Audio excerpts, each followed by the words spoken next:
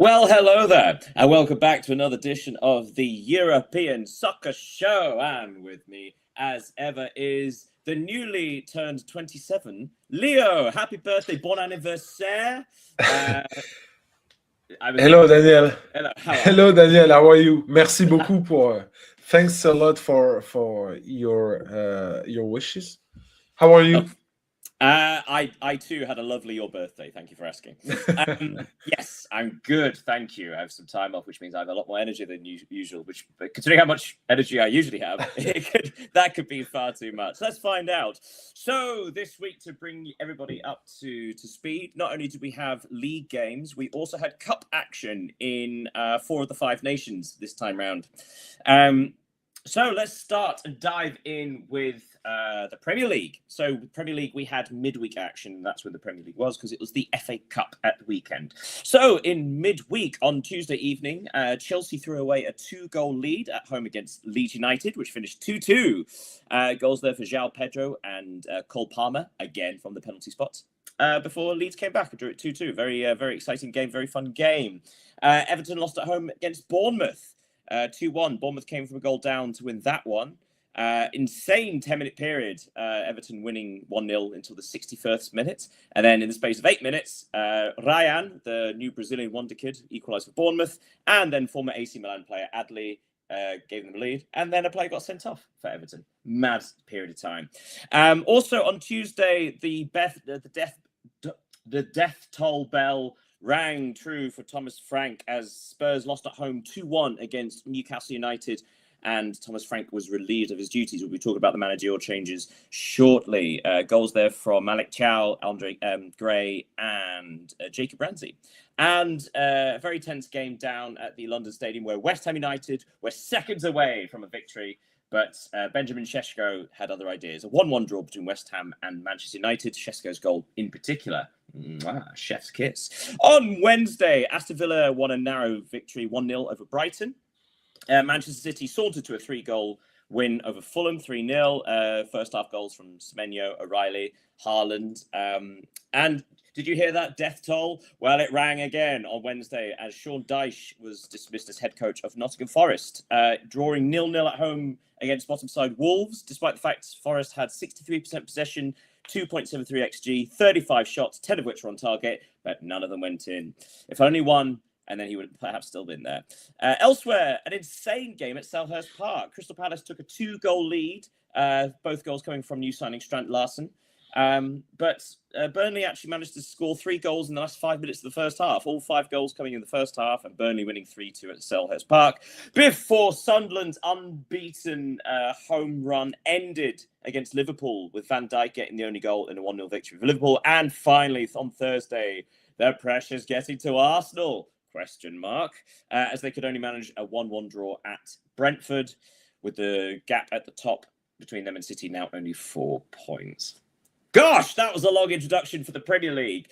So first of all, let's talk about the obviously. Let's talk about the managerial changes, because long time coming for Tottenham Hotspur, perhaps less so for Nottingham Forest. It was inevitable for Thomas Frank being dismissed, wasn't it? Because Spurs being only 5 points ahead of West Ham United now. Had West Ham beaten Man United, and again, that was seconds away from happening, Spurs would have only been 3 points from relegation. It's too close for comfort. He had to go. Yeah, I agree with you because the weeks go by and look the same for Tottenham with these poor results, these loss, these draws. Except that this time, sorry, the defeat against Newcastle, which we have to say is not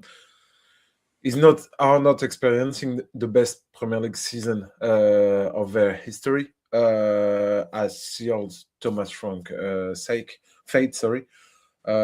So, in my opinion, this is a team that needs a wake-up call, and I think Igor Tudor, his personality. Spoiler alert! Yes. So, in case people hadn't heard, former Juventus manager.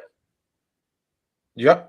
Former and former Marseille and former Marseille manager and Lazio. has taken over on an interim basis until the end of the season. Do you think this is a good appointment, and why? I think it's the way he will handle his players will be important for Tottenham, because now the point of the end of their season is to just save themselves. I don't think he's a long-term manager, because his two previous experiences showed, so at Juventus and at Lazio, showed that he's limited, that his results were quite I think I read somewhere that the average time he spends as the head coach of a club is something like 11 months. It really is short term. Yeah, in Marseille, because he trained Marseille few years ago now. It was a really good appointment. He had a difficult start with the fans booing him before even he managed to manage a single game, but he turned the things around, and his Marseille team were really interesting to watch, with a lot of pace, with a lot of goals. It was really interesting to watch. So I think it can be like a breath of new air for Tottenham Hotspur, and they just need someone to push them forward, because this is the main objective right now. Elsewhere, like I said, Sean Dyche was also relieved of his duties as boss of Nottingham Forest, and they have since appointed Vitor Pereira, another short-term experienced manager. Do you think that's fair? I mean, we talked about before that Nottingham Forest, the stats alone suggest that match, it was so one-sided, and had they got that victory, they would have been level with Spurs. Do you think this is a fair? Do you think this is more reactionary? Do you think this is perhaps a little bit of desperation of Forest having to stay up? I think at Forest, like it was the problem at Lyon under John Textor, the problem is not necessarily the players or the level of playing. It's the fact that it's so unstable. How many coaches and managers did Forest have since the start of the season? 3 now. This is now the 4th permanent manager. 4th, which has never happened before. Yeah, I don't think you can build something out of a team on such a. So they started the season with Nuno Espirito Santo. But obviously that was shortly after the appointment of Edu as head of football operations, I believe. Sporting director was one of those. But very much the emphasis was on him changing the style of football. And then they fired him and hired Ange Postecoglou, who very much would have changed the style of football, but he only lasted 37 days, something like that. Yeah. So they fired him, and then they hired Sean Dyche. And now they fired him. So now it's up to Vitor Pereira to. For Vitor Pereira, this is like a free shot, right? There's no expectation at this point, because everybody is aware of what a chaotic situation this is. So even if they go down, it's no fault of his. No, but I don't think it will be a long-term manager for Nottingham, except if he manages to keep them up in the Premier League, because now they desperately need to win those games. West Ham are only 3 points behind them. They have played, I wouldn't say well this past weeks, but they have some good results and a clear improvement from compared to what West Ham have been in the last few months. So they just need to now just win some games to stay up. Yeah, it does feel like West Ham are in the ascendancy, and it's just a question Yeah, of you only at this point you only have to be better than one team because Wolves are down, Burnley are almost certainly down. So yeah, all you have to do is have better results than one side to stay up. How far do you think the relegation battle is? How far do you think it goes in the Premier League? Because West Ham are currently the last relegation spot in 18th on 24 points. Then it's Nottingham Forest at 27, Tottenham Hotspur on 29, Leeds United on 30, Brighton on 31. How far do you think this goes? Because, for example, Brighton have only picked up 2 wins in the last 15 matches. They seem to be now the side plummeting. Obviously, Crystal Palace have picked up a recent win to sort of ease their worries, but still, should Brighton be worried, or do you think they are just a bit too far? Firstly, I don't think West Ham will be relegated in the championship at the end of the season. In my opinion, Forest are more likely to be. Concerning Brighton, you're right to point them out because we don't hear much about them, but they are a team that have only won 2 of their 9 games in 2026. They are on a 6 game winless streak in the Premier League. I think that with 31 points, they have enough points to stay up this season, especially if you take a look at the adversity they have to face. But it's obviously a season to forget for them. The advantage is that, as you mentioned, Wolves are already relegated in the Champions League. I think Burnley too. Even with this win at Crystal Palace, I think it's too late for them. It was just to have a word on Burnley. It was an impressive victory because turning the things around as they did in 5 or 10 minutes, it's impressive. It shows that it's a team full of character. But I think it's certainly too late for them to hope to stay in the Premier League. And given their last weeks, it's almost a shame because they did manage to hold Liverpool, Tottenham, and Manchester United on draws in 2026. So it's a shame for them because I think it's too late to hope to stay. But it's one place remaining for the relegation, and I don't think it will be West Ham, but more likely Forest. Yeah, it'd be interesting if Nuno Espirito Santo stays up with West Ham and yet 2 of his former clubs get relegated at the same time. Quick word on the situation. I was going to say the situation at Arsenal. They're top of the table by 4 points.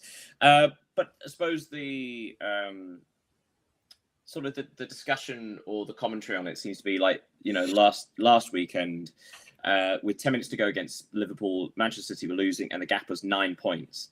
And in the space of a match and those 10 minutes, it's now 4 points. So obviously that seems like quite an extreme turnaround, but obviously that wasn't a result at the time. Yeah. But in this context, do you actually think this was a good point for Arsenal? Because even though they did drop points, you are going to drop points. None of these teams are perfect. The situation reminds me, I don't know if you remember, but maybe 2 or 3 months ago, they had the possibility to become 11 point clear. I do remember them. Yeah, and they lost 1 or 2 games, and Manchester City won, and the gap was only 4 points between them. So the situation is the same right now. Firstly, talking about that game, I want to give credit to Brentford because they had a real good game. It was quite funny to watch Arsenal being punished on a throw-in because it's usually their their stuff to do so. So now it will be interesting to see the end of the season with only 12 games remaining, and I think the thing is that the more games they play, the more pressure will build on them because we have to recall it's not a team that is used to win trophies. So they have an experienced player in the winning aspects, and it will be they will have to deal with it, because winning a trophy is not only being the best on the pitch, is also being the best in the head. So it will be interesting to watch it. At some point we need to discuss the managerial situation at the end of the season, because I think that's 7 or 8 clubs. 7 for certain are looking for new managers at the end of the season. So the market's going to be quite something. Quick word before we move away from England. Obviously, it was the FA Cup weekend. Only one major shock to tell you about: relegation. Inevitably relegated Burnley lost at home to League One Mansfield. If you don't know where League One is, that is the 3rd tier of English football. And Mansfield won it in one of the last minutes of the game. A brilliant free kick. So if you haven't seen those goals, I would recommend going to see that one in particular. It's fantastic. Elsewhere, the only other one to bring your attention to was Aston Villa 1, Newcastle United 3. If only because, if you didn't know, there's no VAR in the early rounds of the FA Cup. So there was no VAR in this match, in which there was, I think, 4 errors, huge errors from the officiating staff, which has now been highlighted. One of which was they'd missed a handball from Lucas Digne, who maybe should have been sent off as well earlier in the match. He was 3 yards inside his own box, and they gave a free kick. And it was lots of mistakes in that one. Newcastle's reward for defeating Villa away: a draw against Manchester City. Tough to be a Toon fan. Right, we should once again. And I was going to say, I think they face each other next weekend, the weekend after that. And they faced each other in the that'll be the EFL Cup too. 5th time this season. Not fair. Right, anyway. They should create their own championship. We're going to move on. Let's move over to Italy. Yes, Italy, where we're all praying that there's an upcoming midweek match, the Como AC Milan match, which should have been played in Perth. Because currently Inter are 8 points clear, and we're hoping just to make this title race a little more interesting. But the results to bring you on Friday: that AC Milan did win 2-1 at Pisa. Goals from Loftus-Cheek and Modric. That's despite a late red card for Rabiot. On Saturday, Fiorentina, they got the victory they needed, except they're still not out of the relegation zone. We'll tell you why later. But yes, they actually defeated Como at Como. 2-1, with goals coming from Moise Kean and Fagioli, I believe it was. And also Como Morata got a late red card, which seems unusual for a veteran striker. We should also point out that Como were in action midweek in the Cup, so probably a bit tired. As were Lazio, and they lost at home 2-0 against Atalanta. Really, tiring out those league fixtures for the midweek action in the Cup. But the game of the round: Inter 3, Juventus 2, a fantastic match, which we'll come on to just shortly for the details. On Sunday, Udinese lost at home 2-1 against Sassuolo. Sassuolo coming from a goal down to win that. Cremonese 0, Genoa 0, Parma 2, Hellas Verona 1. Parma perhaps definitely safe after that victory. Hellas Verona actually did pretty well. They had a man sent off in just the 11th minute. It was 1-1 until the 3rd minute of stoppage time, when Parma stole it with a goal from Pellegrino. Torino lost at home against Bologna 2-1. Elsewhere, Napoli came from behind twice against Roma to draw 2-2. And on Monday, that devilish Lecce, 2 wins in a row, this time a 2-0 victory at Cagliari, which meant that they stayed out of the relegation zone, keeping Fiorentina in it. But let's start Inter-Juve. So Inter 3, Juventus 2. This game, as well as being wonderfully entertaining, everyone's been focusing on one moment of, let's call it what it is, cheating, which is certainly what the referees spoke about afterwards. The officials saying that they were misled, and seems to be an epidemic of players getting away with this kind of thing. So, would you talk us through it about this cheating incident? Did you see it? Yeah, Pierre Kalulu, the Juventus defender, was booked early in the game, and then he committed a foul on Alessandro Bastoni from Inter Milan and got booked for the second time in the game. Then, of course, being handled a red card. But when we saw the images, we could notice that he barely touched Bastoni, who dive to be just fair. And given this aspect of the game, it's impossible to analyze it without mention this error. But the thing is that the VAR couldn't cancel the red card because it was not a straight red card, but a second yellow. We should also point out that I'm fairly certain, wasn't Bastoni already on a yellow card as well? So because he dived, he should have had a second yellow, and he should be sent off. Yeah. So it the decision had a clear impact on the end of the game, and against a team as good as Inter, every detail counts. So for Juventus, it was, and not just in the match in the league as well. Even though Roma only drew with Napoli, they have now leapfrogged them into fourth place in the Champions League spots. So this kind of thing can have a serious result. The match itself was fantastic. Inter opened the scoring through a Cambiasso own goal before Cambiasso equalised himself, and then Kalulu was sent off in controversial circumstance, and that was all before halftime. Then after halftime, Esposito gave Inter the lead again, before Locatelli equalised late on. But then going into the last minute of regulation time, Zielinski found Inter's third goal, which was enough for the win. Should credit it, so trying to put aside the blatant cheat from Bastoni, should Christian Chivu be be praised for his tactics, because he really went for this, didn't he? Like, the tactics were aggressive. They were about winning the match, not trying to control the game, just trying to score goals, keeping two strikers on the whole time. Do you think he deserves praise for this? I think he deserves praise for his whole season, because if you remember, when we talked about Christian Chivu's arrival at just before the Club World Cup last summer, we got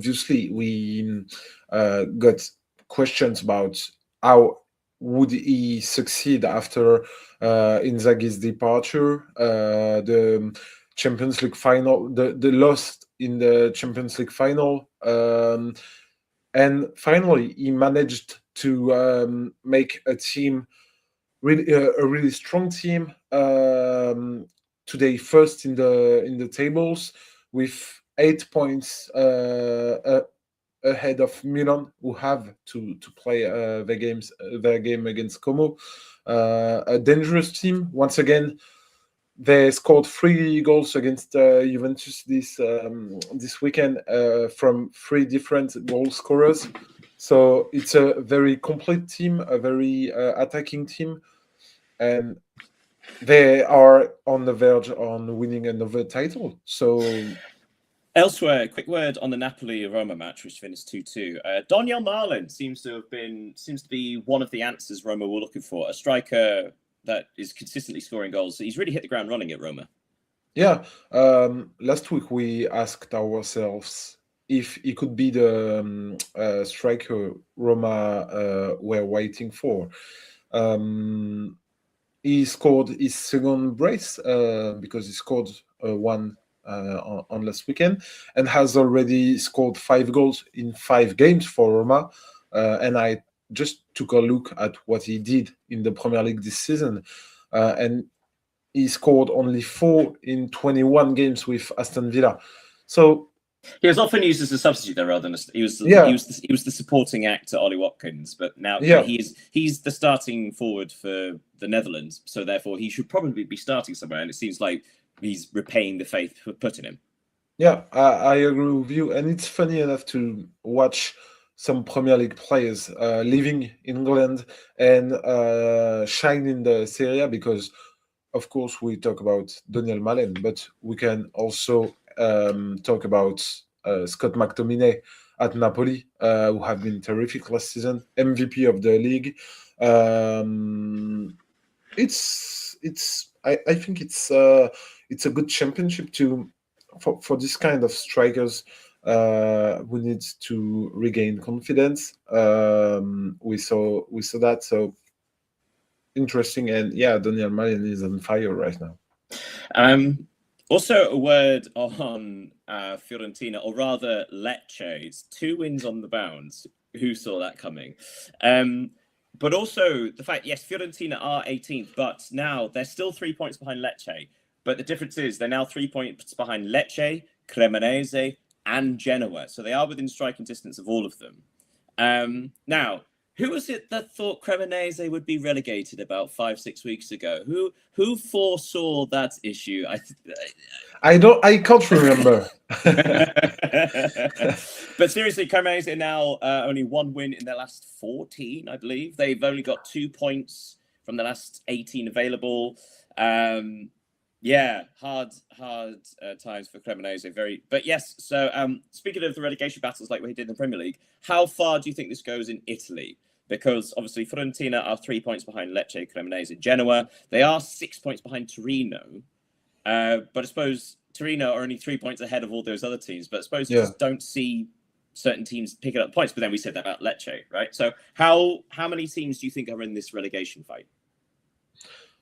I think there are 4 teams in this relegation. Do you think Torino is safe already? Yeah, I think. And I even think there are only 3 because if you remember, I never thought Fiorentina would be relegated at the end of the season, and I still don't think, even if this their win against Como this weekend is what was crucial, because if they had lost, they would be 6 points behind Lecce in 17th position. So they are now 3 points just behind the 15th place in the table. You've mentioned Cremonese's form. In fact, yeah, they are terribly at the moment. But it'll be really interesting. So to jump in, it'd be quite cruel if Cremonese were to be relegated, but yet they were the only team to beat AC Milan this season. Yeah. Because that's their only accomplishment of the season. And they had a good start, because I remember they were on a 5-5-5.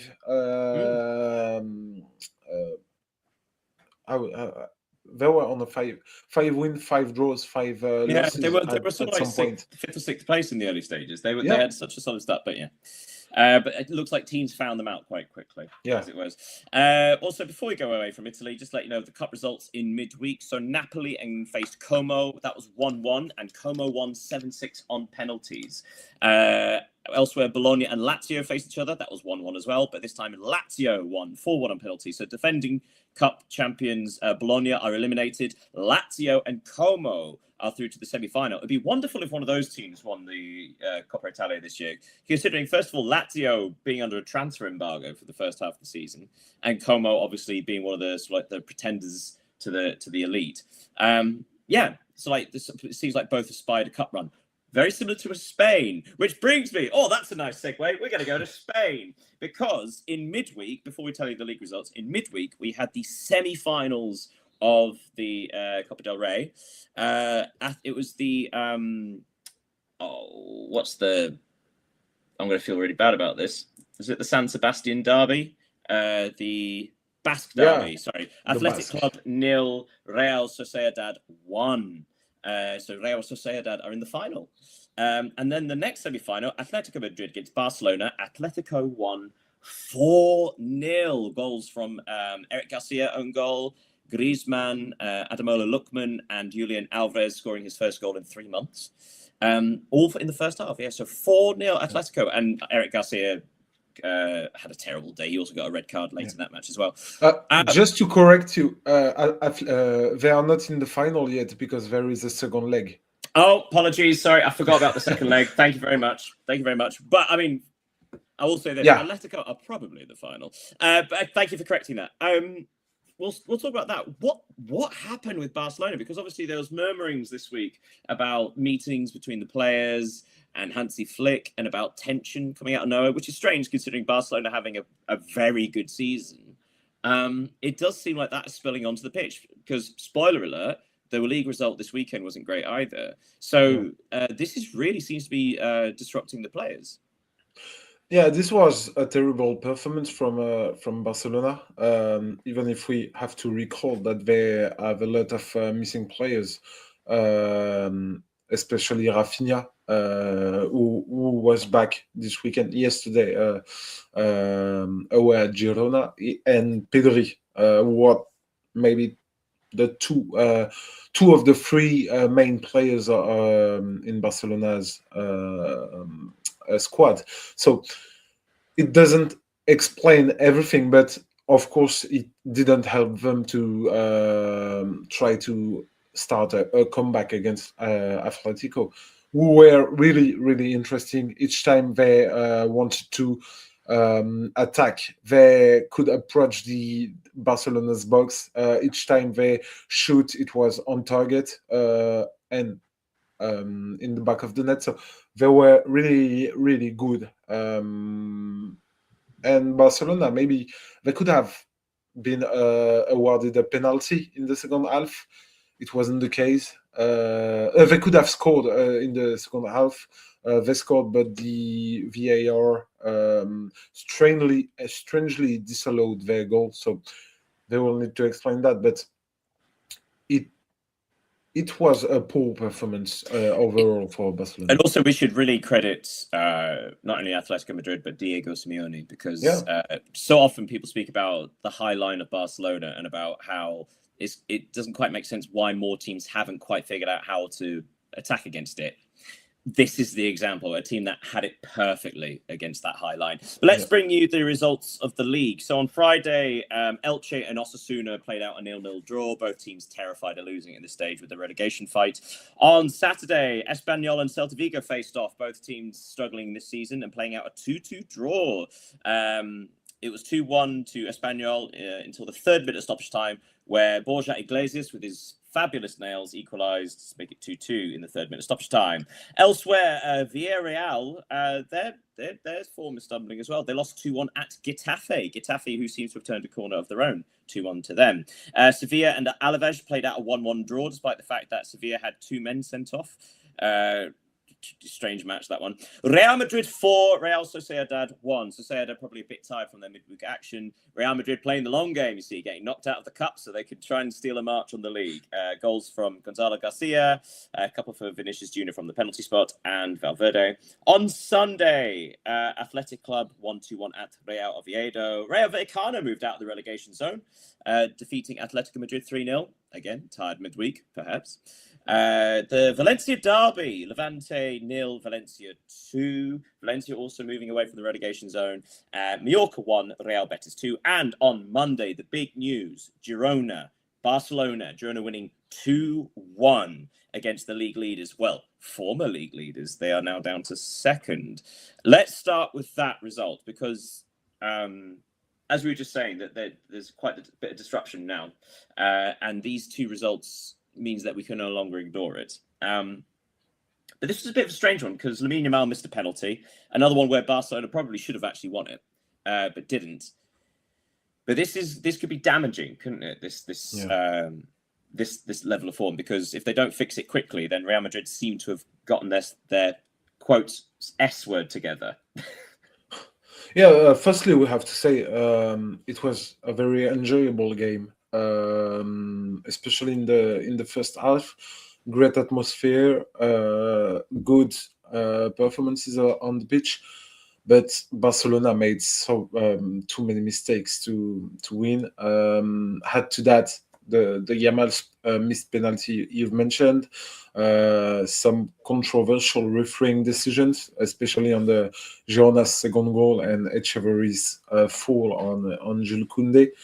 And it was a really bad night for Barcelona, who are now sitting second in the league, 2 points behind Real Madrid. whom they will play before the end of the season. There is still a long way to go in the league, but the dynamic with also the Champions League, we have to mention it, and the Copa del Rey return leg, it will not really help Barcelona because they are really tired. Hansi Flick told it in the press conference. So it will be a tough mission for him to get his team back on track. Probably a word on. I'm trying to find the results from last week. Atletico. Oh yes, so Atletico. Atletico Madrid. That's 2 losses in a row. They lost at home against Real Betis last week, and lost at Rayo Vallecano this week. But considering the results, do you think that was actually smart from Simeone, because they did play a very rotated side in the league last week and this week? They've got no real prospect of winning the league. They're 4 points ahead of Real Betis in 5th, so not safe, but fairly secure. So do you feel like it's right for him to try and go all in on trying to win a trophy, considering Real Madrid are already out of the competition? So there was an opportunity here, and he took it. Yeah, you are perfectly right, and I think I was asking myself, sorry, are they putting all their chances in the Copa del Rey and in the Champions League? Because seeing the gap with Real Madrid and Barcelona, I think we can say they are ruled out of the Liga title. So now they have the opportunity to actually win a title. They strengthened their squad in the past transfer market. So yeah, I think they should seize the opportunity to win the Copa del Rey. Just making sure to qualify to the next Champions League campaign, because they're only 4 points clear of Real Betis. But I think the La Liga race is over for them. So all in on the cup. And rightly so, you feel, as opposed to just playing it safe for the rest of the season. Quick word on Real Madrid, who that is now 6 wins in a row in the league, but also looks like Trent Alexander-Arnold might finally be assimilating into this team properly. Like, this is by far his best performance, and I believe it was it one of the Spanish newspapers, the headline was "Beckham is back" after Trent Alexander-Arnold's assist for Gonzalo Garcia. This was his best game in a Real Madrid shirt, right? Yeah, I think too. Even if he didn't play 30 games for Real Madrid yet, but yeah, he was really good, assisting Gonzalo Garcia on the opener. Talking about Gonzalo Garcia, he has been decisive a lot this season. Every 122 minutes this season, which is impressive for a young rotation player. And yeah, Real Madrid are the big winner of the round. Just a word on Real Sociedad. It was the first defeat from Pellegrino Matarazzo since joining. Of course, yeah, and I don't think it will make them lose their spot to the European football. They are still on the race, only 3 points behind Celta and 4 behind Espanyol. So it will be interesting. Real fight for those Europa League spots. Yeah. And again, considering how they started the season, that's what a result that'll be. And before we move away from Spain, just to remind you what's going on at the bottom, it's Mallorca who are now occupying that 18th spot. They are 1 point behind Rayo Vallecano, who won this week, and Elche. 2 points behind Valencia, who won this week, as well as Alaves and Sevilla. Girona, with that victory for them over Barcelona, means they are now 5 points ahead of the relegation zone. Again, wonderful turnaround for Girona. Right, we should go over to Germany, I think. So just a little word, midweek, some more cup action here in the DFB Cup Val. Dockball? I forgot actually what it's called. Anyway, Hertha Berlin and Freiburg faced. These are quarterfinals. 1-1 between those two, with Freiburg winning on penalties, and Bayern beat RB Leipzig 2-0 with goals coming from. Do you want to guess? Harry Kane, Luis Diaz. But yes, so both those, Freiburg and Bayern, through to the semi-finals. But in the Bundesliga itself, on Friday, Borussia Dortmund, a fantastic victory over Mainz, 4-0. Mainz being, let's just quickly talk about this here. Mainz, rejuvenated, wonderful bit of form, but Dortmund just seem to have too much about them, right? This is what Dortmund look like on their better days. Yeah, and Borussia Dortmund, they desperately want to win the title. The players, I've said it in the press, they are eyeing for the title. It was a strong performance. They scored. It's not a trivia thing, but they scored 3 first half goals with headers, which is unusual to be. Well, unless you're Arsenal. Yeah, they are putting their 6th consecutive victory to put pressure on Bayern Munich because they played before. And yeah, of course, yeah, the lead was briefly down to 3 points. Yeah, talk about 6. They're 6 points behind Bayern, also 6 points ahead of Hoffenheim. So why not try and go for the title? Look up rather than down, eh? On Saturday, Bayer Leverkusen beat St. Pauli 4-0. A nice, comfortable victory there. I'll be honest, I'm going to sum this up by saying basically this week the top half defeated the bottom half. It was very much that vibe. Frankfurt defeated Borussia Mönchengladbach 3-0. Elsewhere, Hamburg defeated Union Berlin 3-2. That was a very fun match. Hoffenheim 3, Freiburg 0. Freiburg, again, we're in action midweek, possibly a bit tired. If you haven't seen the highlights, perhaps you should watch it just for possibly the greatest disallowed goal ever. Do you know the one I mean? The Kramaric one? Yeah. Was it a volley from like 35 yards? And I don't know, but it was a beauty. And Kramaric is on the top form recently. Which is great. Former Leicester City striker. Yeah. Yes, anyway, sorry. Hoffenheim 3, Freiburg 0. Elsewhere, Bayern won 3-0 at Werder Bremen. A couple of goals there from Harry Kane, one from the penalty spot. And ding, ding, ding, ding, ding, ding, ding. That brings up Harry Kane's 500th goal in the top flight and international, which is kind of astonishing, really. So a record for an English player. The first ever English player to record 500 goals. Again, we should probably specify in the top flight of the major leagues. Yeah. So we don't count second division and below. So yes, international top flight. A wonderful achievement. And actually, my trivia will be based mostly on Harry Kane a bit later. So we'll come back to talk to him then. Talk about him then, rather. Stuttgart defeated Köln 3-1. That was 1-1. Until the 84th minute, before Demirovic scored a late leader for Stuttgart, and then Undav made sure in stoppage time. And then on Sunday, Augsburg defeated Heidenheim 1-0, and RB Leipzig came from behind twice to draw against Wolfsburg 2-2, which coincidentally was the only draw the entire weekend in the Bundesliga. Yeah.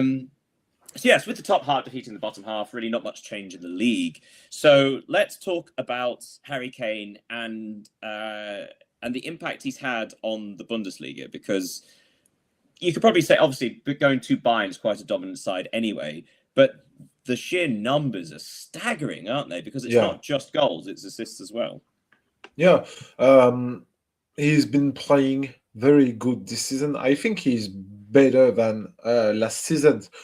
Maybe last season he scored more goals, even if he did score 41 and assisted 5 since the beginning of the current season, which is obviously impressive. But he seems even more linked to the player, more adapted to the Bundesliga.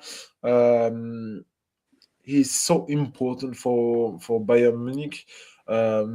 Not only on the score sheet, but of the fear he provokes to the opponents, because of course when you have to deal with such a talented forward, you are not only 100% focused on him, you are 150% or 200 focused on him. So he's impressive. I really, really love this player. He's a really complete striker. Impressive, just impressive. You know what? I'm going to ask my trivia question now, the trivial trivia, because it's about Harry Kane. So I'll ask one of them. So that's 500 goals. Which team do you think he scored against the most? I've got a top 3 here. Okay. So the top 3 are all Premier League, or at least one is formerly of the Premier League. There's one team he scored 20 goals against. Arsenal, I think they are in the top Very 3. close. They're third. He scored 15 goals against Arsenal. So for those of you who think he just scored the easy goals, the flat track bully, no.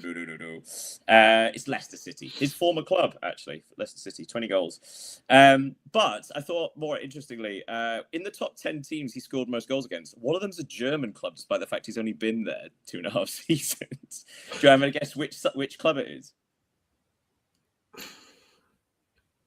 I'll give you a clue. It's not in the bottom half. It's, again, not a flat track bully. Can be Dortmund? It's Stuttgart. He scored 10 goals against Stuttgart in 2.5 seasons. It's insane. Absolutely insane. I mean, we are lucky to have so many elite players in the world that we can just, we could just praise it. We could probably leave the Bundesliga there, to be honest, because, like I say, the top half beat the bottom half, same as you were, more or less. Just one thing which is interesting to note, because you've said that all the top table teams and bottom teams have won all. It's interesting to note that only Leipzig and Wolfsburg have lost and gained a point, and very important for Wolfsburg because Bremen have lost, and Wolfsburg are not in the relegation zone. Yes, very interesting. Right, finally, on this little jig that we do weekly, we're going to go over to France. And, my goodness, what's this? France? Dramatic. It is. No cup, no midweek action, no cup to talk about. But, my goodness, there's some interesting league stuff. And we're going to start talking about the first match, Friday night, with Paris Saint-Germain and Monaco coming up in midweek. Both teams played on Friday. Monaco, their return to form continues, defeating Nantes 3-1 with 3 goals. All the goals coming in the first half before Golovin was sent off for a second yellow in the second half. But that's not what we're going to talk about. Elsewhere, Rennes 3, Paris Saint-Germain 1. Paris Saint-Germain suffering a defeat. Spoiler alert, losing top spot in Ligue 1, but also terrible preparation for the midweek match against Monaco. Bit of a fallout from this match as well, because Dembele made comments to the press afterwards saying along the lines of certain players need to stop playing for themselves and start playing for the team. I'm going to sort of compare this to Barcelona, but considering there doesn't seem to be much wrong with this side, and yet there's just a little bit of tension. There's something beneath the surface, isn't there? Yeah, because Paris Saint-Germain experienced some difficult weeks now. They are second in Ligue 1. They didn't achieve to qualify directly for the round of 16 in the Champions League. They are eliminated in the Coupe de France.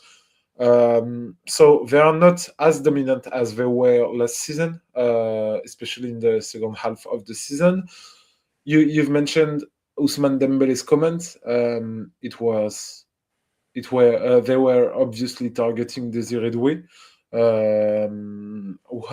who has been disappointing these past months.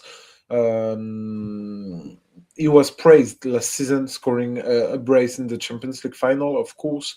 But this season, he seems to be playing for himself, which raises a lot of questions. We should probably point out that it was never specified which player or players Dembele was referencing. No, in of that course. Attack. And also, the manager, Luis Enrique, was saying that, it was quite comical because he was saying that any comments made by players after a match should be completely ignored because it's in the heat of the moment. We should point out that. Yeah, because some just to clarify, it's because some reports suggest that it was directed to Desiree Doué, and it's not the first time some information like that came out. So here is why. Fair enough. So yes, Paris Saint-Germain losing, perhaps pulling in Arsenal. Have they choked? Although they've won a lot of titles, unlike Arsenal. Yeah.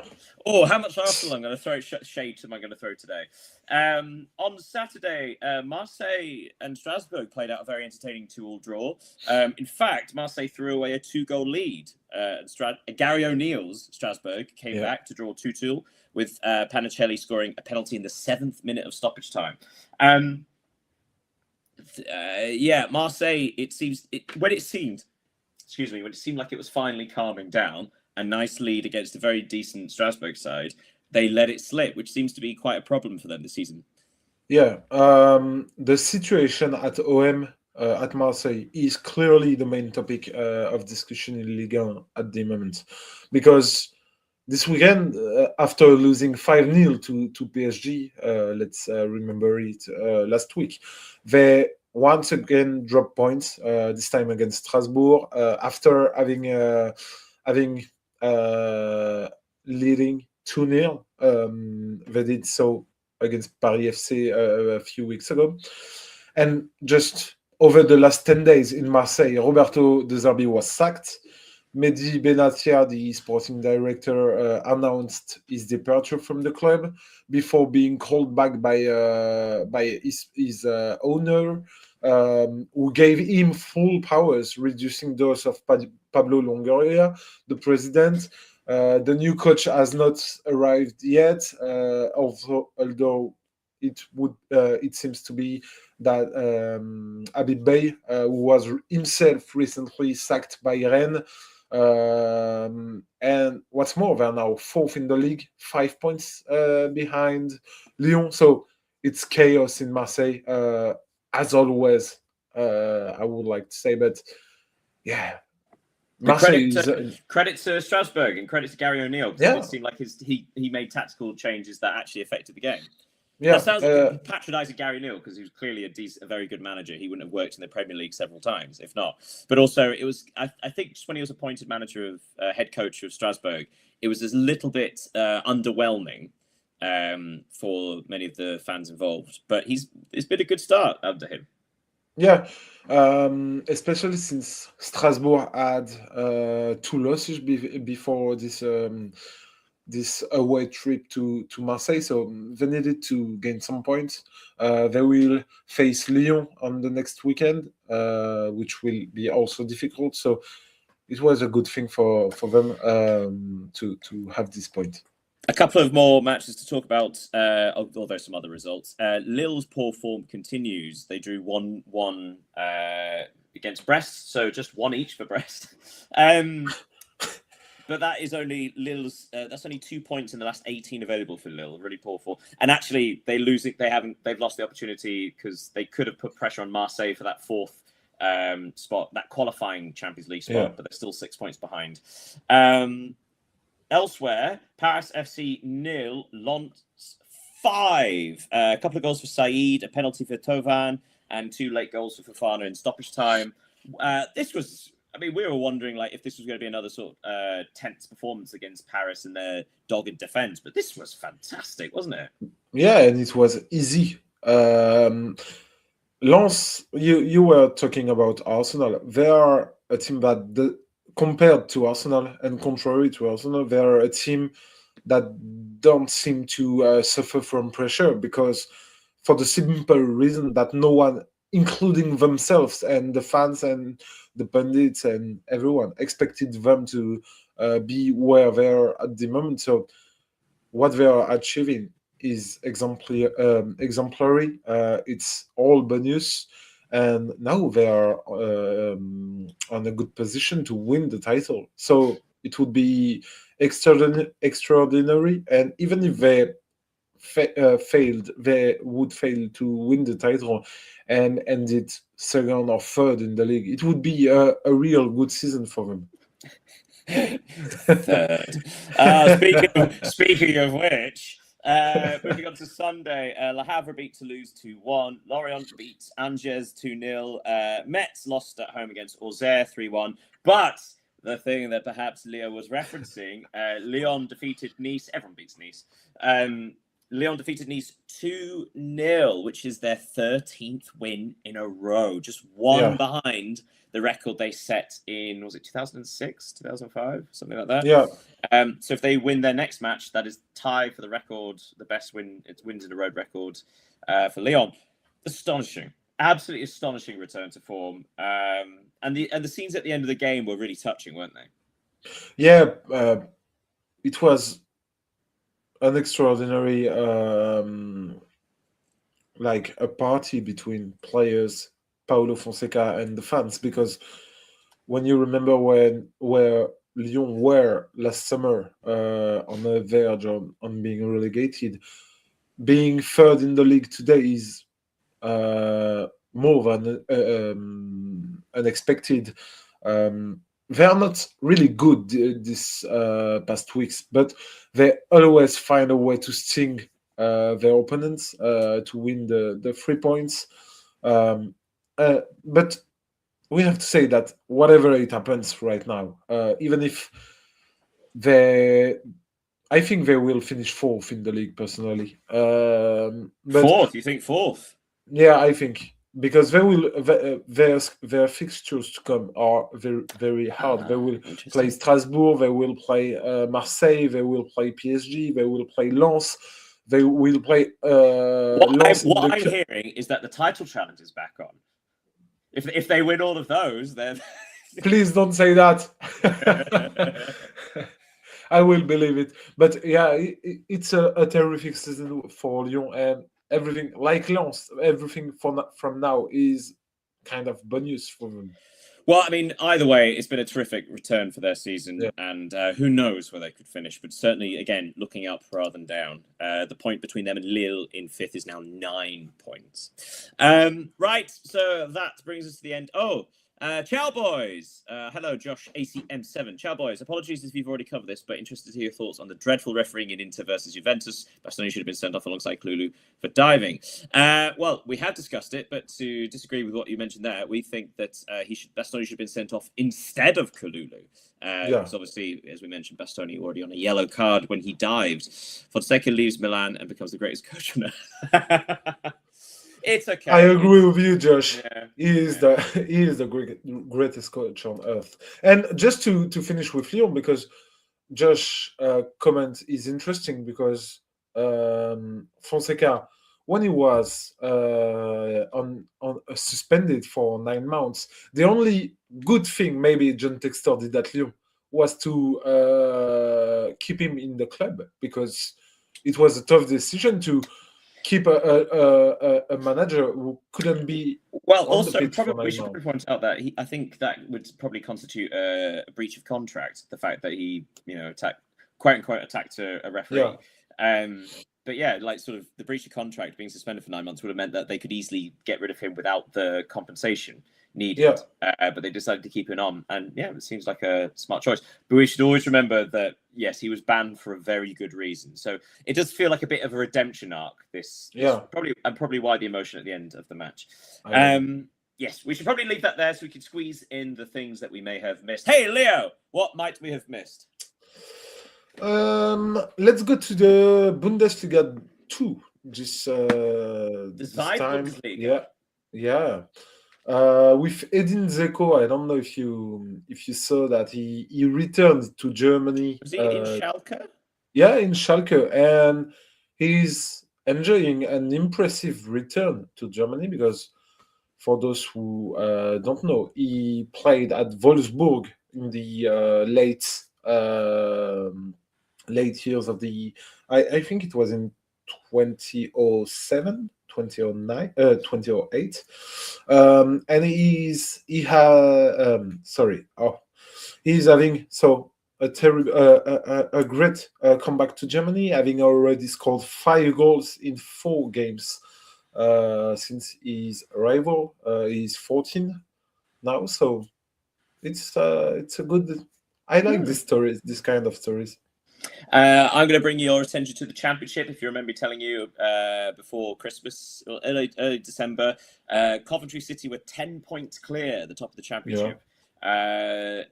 Going into today's fixture, they were second in the table. They have a poor turn of form. Not awful, but also Middlesbrough and Ipswich Town have really turned things around. So Coventry against Middlesbrough, second against first this weekend. And Coventry City won 3-1. A big victory for Coventry, who go back to the top of the Championship. But yeah, a bit more of a title challenge there. But Coventry now first ahead of Middlesbrough, and Ipswich Town, I think, fourth, but they have a couple of games in hand.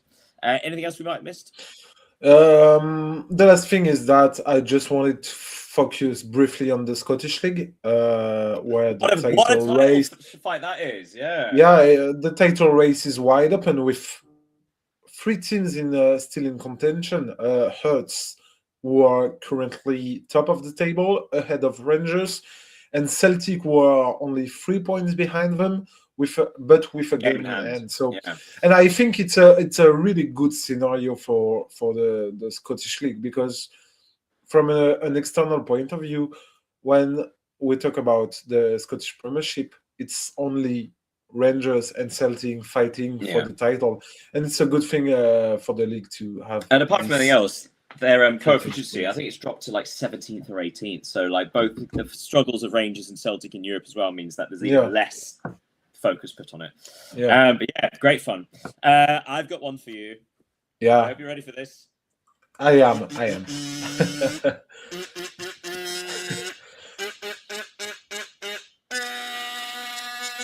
An announcement, a result in the Portuguese Primeira. No way! Don't tell me that. 18th place, AVS 3.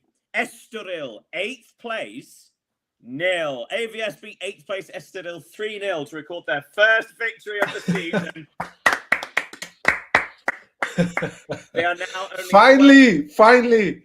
They are now only 12 points from safety. So the fight is on. But hey, you know what? We've still got 4 teams across the entire of Europe still waiting for their first victory. So I'll keep an eye on them for everybody here. Yes. Right, trivial trivia. To finish things off, I've still got one more. Do you have anything?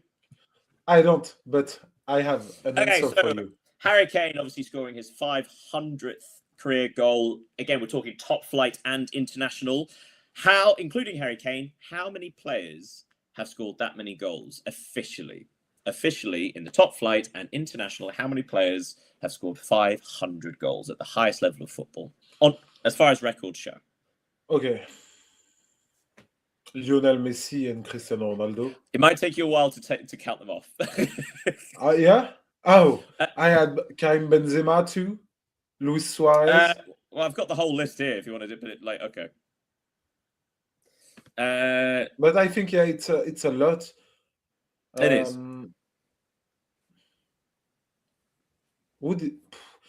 I don't have the answer, but it's not a lot, but it's.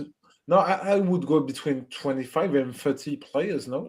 Oh, very good. 27. I'll give you that. Well done. Bravo. Name's just ahead of Harry Kane. If he scores another 2 goals, he'll go ahead of Zico, the Brazilian Zico. Yeah. He's 50 goals behind Scotland's Jimmy McGrory. That's very good. You can probably guess the top ones. Cristiano Ronaldo is first by some distance. Leo Messi is second. Pele is third. Romario is fourth. But again, we're talking like if Romario claims he's scored over 1,000, but that also includes friendlies or whatever. Same thing with Pele, to be honest. Like there's so many like unofficial games he scored in. But a very good point was made, which is if Harry Kane, he is 126 goals behind. 1, 2, 3, 4, 5, 6, 7, 8, 9, 10. He's 126 goals behind Joe Bambrick, a Northern Irish player. So if Harry Kane could score 127 goals in his career, he'll move into the top 10 ever. He's 134 guys behind Gerd Müller as well. So when you say it like that, the top 10 really is possible for Harry Kane before he ends his career. Don't you think? Yeah, I think especially if he keeps playing in the Bundesliga, where he seems to be to adapt really, really well. So yeah, I think it is. He has now 12 games remaining to do so. Oh dear. Right, that brings us to the end of the European Soccer Show. Thank you for watching Tess with me and Leo. Thank you as ever, Leo, for joining me. Thank you, Daniel. Thank you, everyone. And make sure you follow the watching us. socials, because you also can keep watching this either live on the live stream or afterwards on things like YouTube. You can also send us comments like that lovely guy earlier asking questions we'd already answered. But you know what? Feel free to send them anyway. We love comments. Until next week, take care of yourselves, and we'll be back with more coverage of the top 5 European leagues. See you next Thursday. Goodbye, everybody. Goodbye. AVS1 party, party, party, party. Goodbye.